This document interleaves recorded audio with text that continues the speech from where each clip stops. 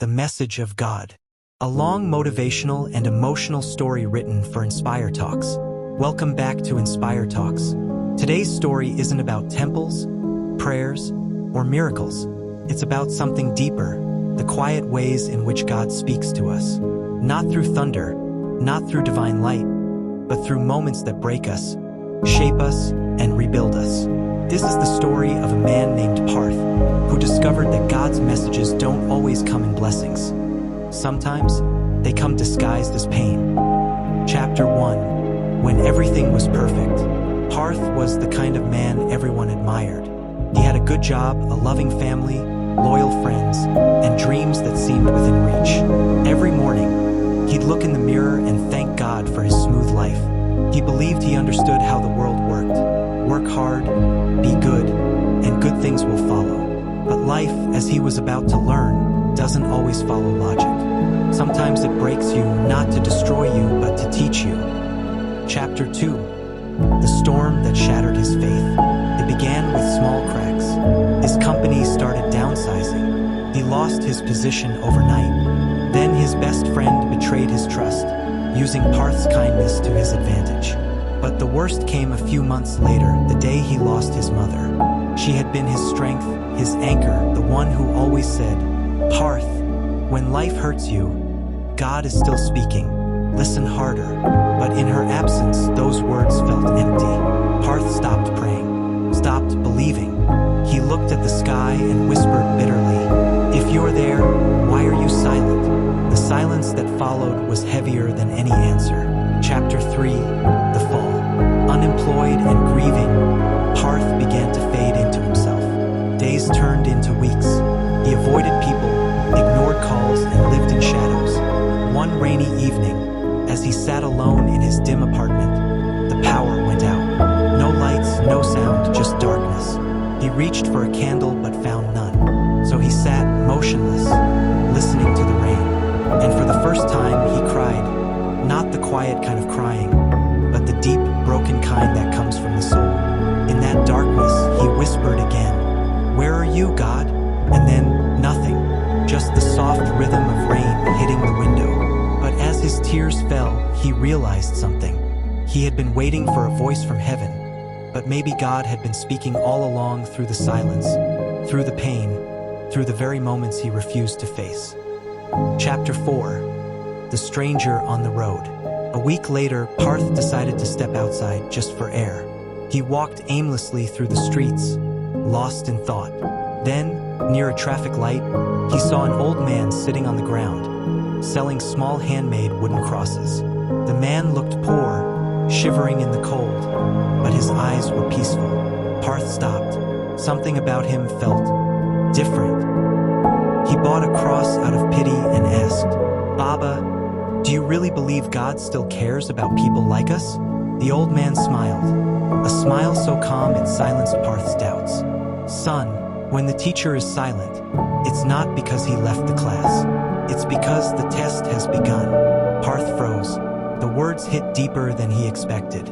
The old man continued, "You think God is quiet because you're lost, but maybe he's waiting for you to find yourself first." Parth stood there for a long time, unable to speak. When he looked away for a moment and turned back, the old man was gone, as if he had vanished into the crowd. He held the small wooden cross tightly. For the first time in months, he felt warmth, not from the world, but from within. Chapter 5. The Climb Back.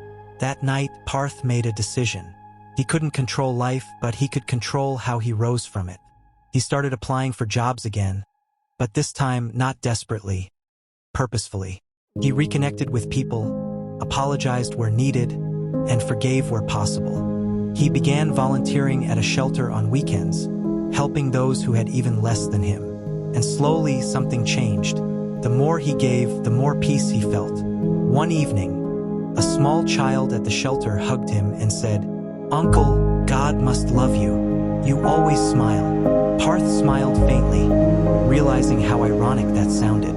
He had spent months asking, "Where is God?" And now, a child had unknowingly answered, "He's here in you." Chapter 6. the light after darkness. Months turned into a year. Parth found a new job. Not as big or glamorous as before, but fulfilling. He wasn't chasing success anymore. He was living with purpose. One night, as he walked home, he stopped at the same spot where he had once met the old man. He looked around, but the man was nowhere to be seen. Parth smiled and whispered, "Thank you, whoever you were, or whatever you were." He realized something profound. God had never abandoned him. He had simply been speaking through life itself, through loss, through people, through stillness. Because sometimes, God's loudest message comes in silence, when He takes everything away so you can finally hear what truly matters. Chapter 7. The Final Message. Years later, Parth became known not for his career, but for his wisdom. He often spoke to people going through hard times and said, "We all ask God for answers, but what if life itself is the answer? What if pain is not punishment, but preparation?" He shared his story in schools, workplaces, and small gatherings, telling people, when you lose something precious, it's easy to say, "Why me?" But if you stay long enough in the storm, you'll realize even pain has a purpose. God doesn't send struggles to destroy you. He sends them to rebuild you. And when people asked if he truly believed God spoke to him, he smiled and said, "No, God didn't speak to me. He spoke through me." Moral: the real message of God. God doesn't always speak in miracles or signs. He speaks through moments, the heartbreak that makes you question, the failure that humbles you, the loss that teaches you what truly matters. Sometimes his message is a person you meet by accident. Sometimes it's the door that closes. And sometimes it's the silence that forces you to listen to your own heart. When you're broken and alone, remember, that's not the absence of God. That's His classroom. That's where the soul learns its greatest lessons. So, when life feels cruel, unfair, or empty, don't lose faith. Because every unanswered prayer, every delay, every heartbreak, isn't God ignoring you. It's God whispering, "Hold on, I'm not punishing you, I'm preparing you."